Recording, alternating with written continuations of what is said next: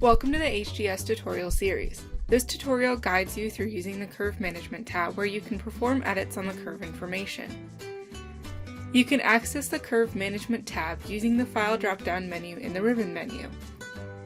To edit curve information, you must first activate the Curve Edit by ticking the box for the desired curve. Once the curve is activated, you can edit curve names, descriptions, units, and curve status. You can manually adjust the names of the curves using the fields on the right-hand side of the window.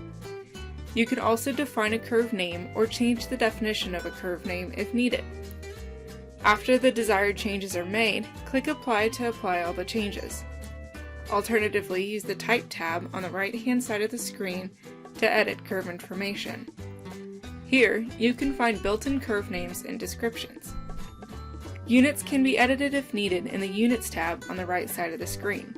Please note changing the unit will not convert the curve data. Finally, curve status can be controlled from the bar at the top of the window. Click the Exclude option to hide a curve in all applications without deleting it from the well database. The curve can be reactivated at any time using the Include button in the Curve Management tab. Click the Delete button to delete a curve from the database entirely. Once you save and leave Curve Management, a deleted curve cannot be recovered. Thank you for watching the HDSlog tutorial for the Curve Management tab.